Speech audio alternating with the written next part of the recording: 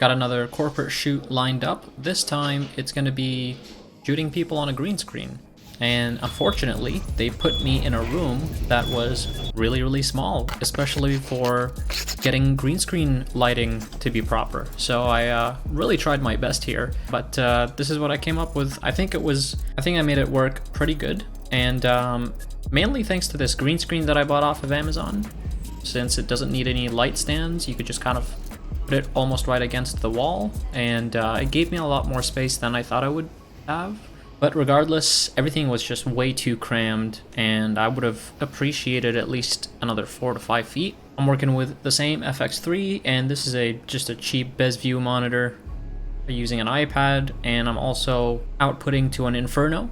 And the reason this is actually pointed at the client is because the client wanted to have an idea of real estate and where they are in the frame, because they're actually going to be acting out as if they're touching elements on the screen that the VFX team will later add on. Here's an Amaran 150C at like 5 or 10% at the green screen. I didn't want it to be too much intensity so that it doesn't spill.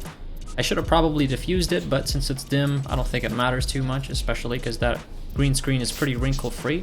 Then I also added a little bit of fill just because I noticed there was way too much shadows on the other side. This green screen is the main reason why I was able to pull this off. Otherwise, I would have been shorter by another 1 to 2 feet, and the fact that this just kind of opens up quickly and then collapses quickly, it was pretty convenient. But it wasn't tall enough, unfortunately. So I had to use all of my cases to prop up the green screen. And it's those situations that make me want to invest into Apple boxes. Glad I at least somehow made it work, frantically.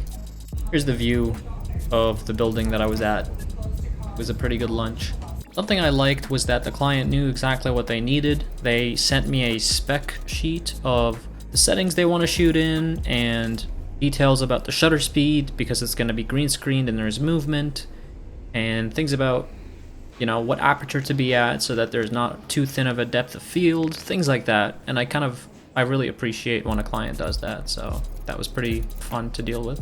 This Yongnuo tube light has been literally on every single shoot I've been on, and even though I'm in the process of updating to Amaran tube lights, I feel like I'm definitely going to still keep this Yongnuo.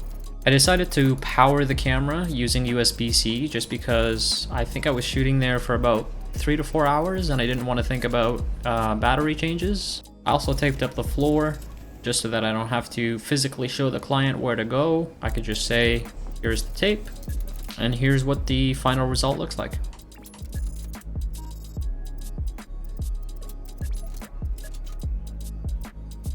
And now I'm going home, and I can't wait to shower.